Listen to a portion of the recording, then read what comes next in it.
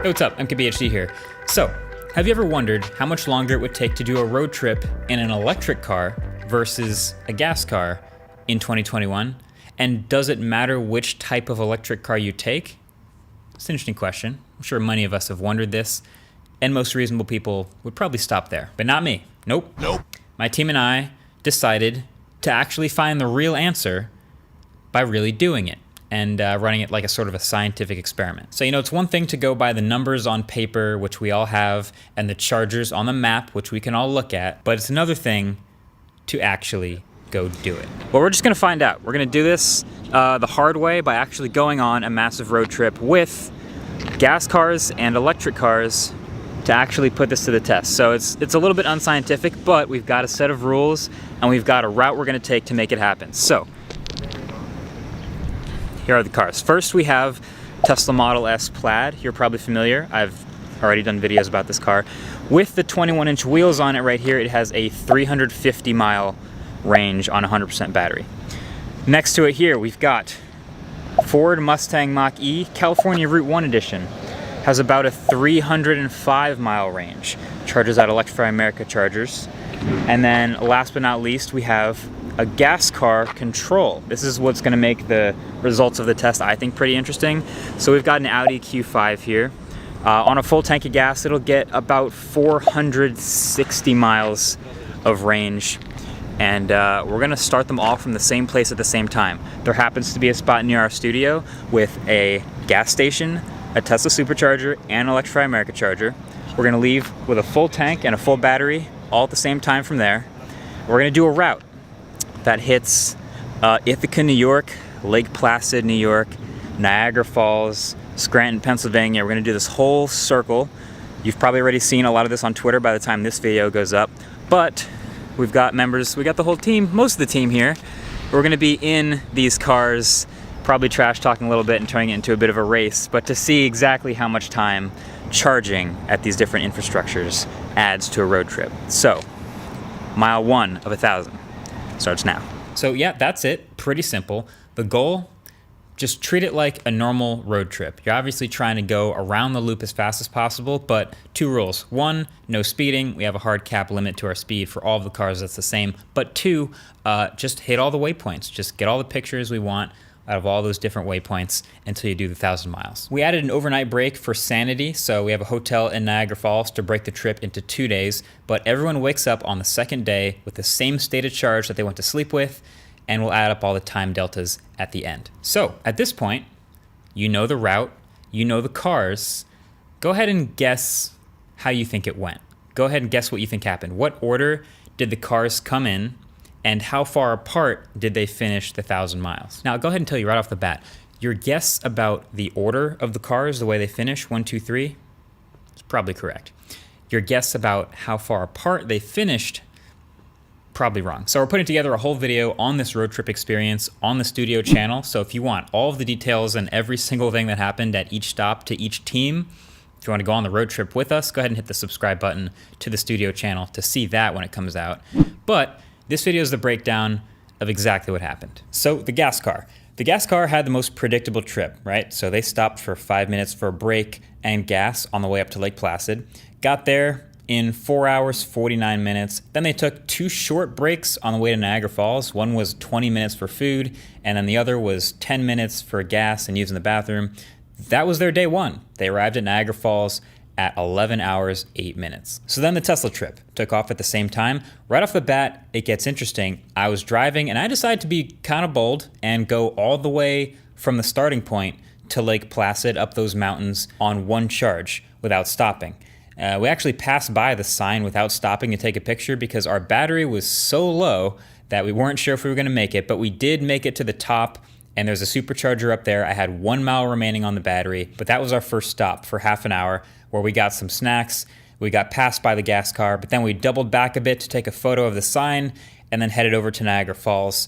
And we stopped 2 more times to charge on the way, once for 46 minutes where I actually filled up the battery, and another quick 8-minute stop for safety before arriving at Niagara Falls with about 70 miles left on the battery in almost exactly 12 hours. Then the Mustang Mach-E.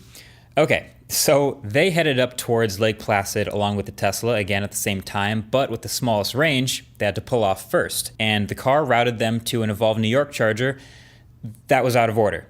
So with 36 miles on the battery, they had no choice but to head the wrong direction into Vermont to the nearest available charger. There they had to sit for almost 2 hours before they left with enough battery. And at this point, they had gone so far out of the way and they're so far behind that they just decided they could just skip Lake Placid just to make it to Niagara before the end of the day. So that's what they did. They skipped it and went straight across west. They hit one more charger for 41 minutes, which brought them to near 80% battery. Then at 9:30, they arrived at another charger stop that was also broken. So they navigated for another half hour to find another charger. This turned out to be a barely working trickle charger where it only added 2% to their battery. So they drove another half hour precariously to an Electrify America charger where they arrived with 5% left. And this one worked perfectly for 46 minutes, which gave them enough juice to finally get to Niagara Falls by 12:40 in the morning after 16 hours and 40 minutes on the road. That's about 5 hours behind the gas car. So that first leg taught us a lot. So we're sitting about 650 miles in at this point. The gas car, as you probably predicted, is in first place. The Tesla, as you may have also predicted, is in second. It's about half an hour behind after this first leg.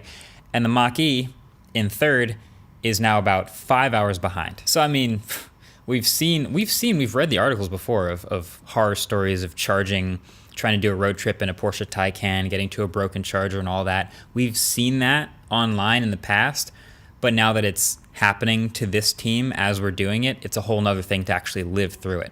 And actually, both the members of that Mach-E team are EV drivers. Now, in an attempt to even it out a bit, on the second day, the gas car and the Tesla wouldn't really change much, but Team Mach-E would now operate under their newfound knowledge that the in-car navigation on the Ford could not be trusted. So they would be using their own apps. They would be essentially trying to only hit Electrify America chargers for this leg of the trip. Ignore what the car tells you to navigate to. Ignore the Ford approved stops, because that clearly didn't work last time. They're just going to do it on their own, more advanced way. And that, shocker, went much better. So all the cars took off at the same time again, and the gas car went straight to the Cornell clock. Then after that photo, they took a short 10-minute gas stop, and then an hour later took another quick 10-minute food break. Didn't even add gas during that stop, just stopped to eat. Then they went straight to Scranton for the paper building photo, then all the way to the finish. No range concerns at all, no problem. This second leg took them 7 hours, 51 minutes. So the Tesla arrived at Niagara with pretty low battery, 70 miles left. So we actually started off going right to a charging stop at Cheektowaga, 15-minute stop there. Then we drove to another supercharger at Ithaca for 25 more minutes of charging. Then from there, we got the Ithaca photo and then went all the way down to Scranton, took that photo, and then took one last charging and food stop at Bartonsville, which gave us plenty, more than enough to get home in our total, which was 8 hours, which was pretty impressively less than an hour behind the gas car again. Then the Mach-E, with their newfound confidence in only using Electrify America chargers this time, had a much better time today. So they went to Waterloo for their first charge, where the first charger didn't work, but the second one did, and they charged for 32 minutes here.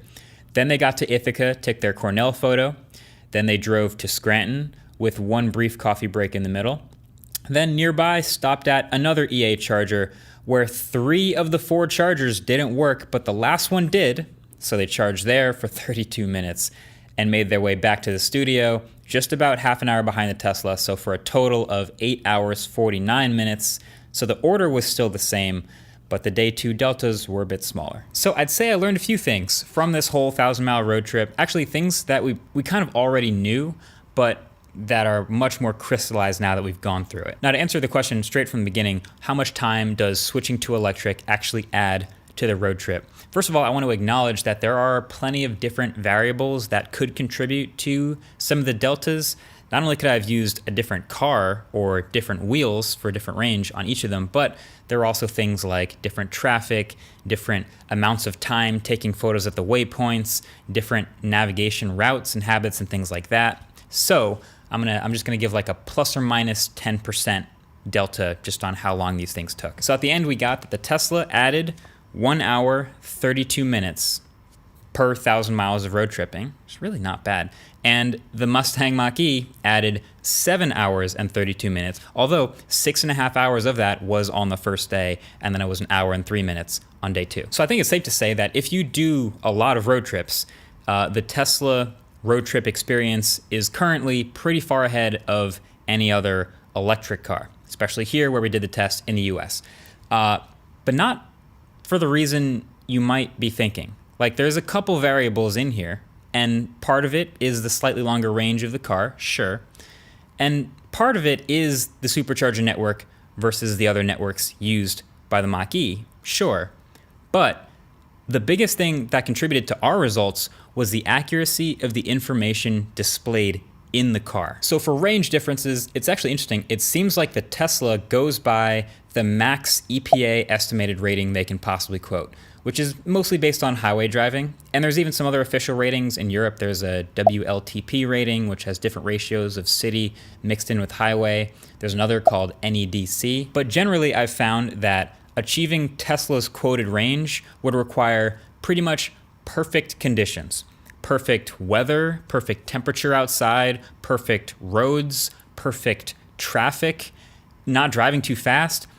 You pretty much never get it perfect. So the Plaid Model S that I've been driving, that we used for this test, has a full battery rating of 345 miles on those wheels. It's right between the long-range Model 3 and long-range Model Y. But I would never, ever attempt to try to reach a charger 345 miles away, because as you're driving, you can see the range dropping off of the battery faster than you're covering them on the road. Matter of fact, on the first leg of that trip we just did, we went from the studio up to Lake Placid. That went from 345 miles, full battery, all the way down to 1 mile left when we pulled in, 0.3% battery. And that was only a 293 mile trip. So that's a 15% difference between the range you're quoted on paper with perfect conditions and what we actually got. And I feel like all Tesla owners I know have really started to calibrate for this. Like, if your car says you have 40 miles left, you better get to a charger in the next 30 miles or so. Like, that's just the way it is. Especially in winter, or if it's particularly cold. You know, despite the new heat pump, it doesn't take zero energy to get the battery to the temperature it likes. So that's just the Tesla range and efficiency factor. Now, the Mustang Mach-E, on the other hand, very, very consistent with the number being displayed on the dash and the range you actually got. It actually consistently outperformed that number just a little bit, which leads me to believe Ford isn't quoting the maximum EPA rated range possible. And we found this to be true of some other electric cars too. The Porsche Taycan is one that actually consistently way outperforms its quoted range by a pretty big margin. And you might remember also, Ford told me their F-150 Lightning, their quoted range will be with 1,000 pounds of cargo in the trunk. So it may even go further when it's empty. So these are all different ways of going about quoted range. But I think the general philosophy you're seeing with the Fords and Porsches of the world is under-promise, over-deliver. Just so your customer doesn't have to worry too much about the range that they say they're gonna get in the car. But here's the crazy part of all of this is Tesla Model S Plaid on those 21s, 345 miles of quoted range. Ford Mustang Mach-E, California Route 1 Edition, 305 miles of quoted range. I would expect those cars to go about the same distance. Something to think about. So the Tesla may have a bit more range sometimes, but that clearly doesn't make nearly as much of a difference as the infrastructure or the charging network to fast charge and go on road trips. Now, if you don't go on road trips that much, none of this may really matter to you in your ownership experience, and that's fine. But if you do, the Tesla supercharger network is built and owned by Tesla, and it's built to the exact spec of their cars. Works great with them. And then there's every other EV and all the other public charging networks that kind of all have somewhat variable experiences. I kind of think of it a little bit like Lightning versus USB Type-C. So right now today, there are about 1,100 Tesla supercharger stations in the US, and they're mostly along major roads, either at rest stops or in mall parking lots or around food, things like that. And then with the Mach-E, you will use the Ford Pass charging network. And if you look on Ford's website for the Mach-E, it says that that's the largest public charging network in North America offered by a car manufacturer, which is, it feels like they're trying to loop in a couple different things there to make that statement true. They definitely want to be able to say they've got the biggest network, but it's a public network too. And it's not built by Ford. And so the Ford Pass network is looping in a bunch of different other public charging networks into one. It streamlines the payment experience, so you only need one Ford Pass account. It's convenient for the buyer. But that includes about 600 Electrify America super fast chargers, some of them up to 350 kilowatts. When the car supports it, that's amazing. But that also includes some slow chargers, some offline chargers, some out of order broken chargers, and that's the difference. And because these chargers aren't built by Ford, they aren't managed directly by Ford, there's a bit of a communication gap between when one of them might go down and that information actually showing up to the driver in the car. Usually he doesn't know until he gets there. So the difference is literally when I sit down to plan a road trip in the Tesla, on the screen, I'm getting all of my information. This is what they've done so well with their software. It's telling me whether or not I can make it to my destination on one charge. If I can't, it's gonna route me through superchargers along the way. It tells me how long I need to charge at the supercharger to continue my trip and how much battery it'll leave me with when I arrive. But even better yet, for each charger, it tells me how many stalls there are, the speed of the chargers, how many are out of order, and how many are literally currently being occupied by other cars charging right now. Ford is able to tell you about as much as they know, but they often don't know if there are chargers that are down or broken or offline or something, which is what happened during our trip. The trip in the car navigated them to a charger that was offline. I think it was for maintenance. It was being updated or something. But that would have been really bad if they'd arrived there with like 1 mile of battery left, like I did when I arrived at Lake Placid, knowing, trusting that the superchargers would be there and working. That's the difference. I could really trust what was being shown in the car, and when I arrived there, I'd have chargers available, and that's just not the case in the Ford. So I kind of felt like if Lightning is the Tesla supercharger network, it's tightly controlled by Apple the same way the Tesla supercharger network is tightly controlled. And you have the vertical integration, and that helps the experience. But then on the other side, there's USB Type-C, a more open standard, kind of like CCS, which is the charger. But like there's some that are faster, there are some that are slower, and there's a whole mix in between. So it's just, I'm getting in the weeds, but that's what it reminded me of. But then last FAQ, I know we were wondering what's the cost difference actually between these two trips. Electricity is typically cheaper than gas after all, but how much cheaper? So I wrote this down. All the cars started from roughly 100%, like we said, leaving that initial stop. The gas car spent $84.79 during their trip just on gas. The Tesla, which had free supercharging credit, but I went back and calculated how much it would have cost, $66.35. And then the Mach-E, same idea. We had Ford Pass charging credit, but we used about $61.25 of that credit.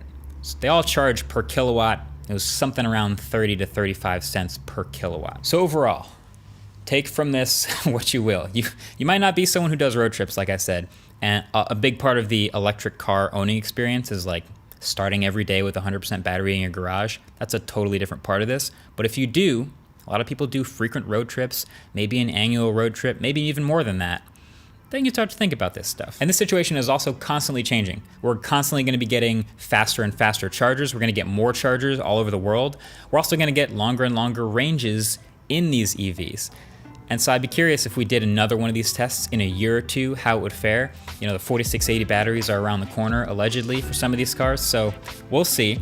But again, if you want to see how this entire experience actually went, if you want to feel like you're going along the road trip with us, studio channel link below is where you should go for that. But in the meantime, I'm curious, now that you've seen this, now that you know, I want to know what you think your next car purchase will be. Do you think it will be a gas car or an electric car? We'll use the comment section as like a polling, and if you want to tell us why, let me know why.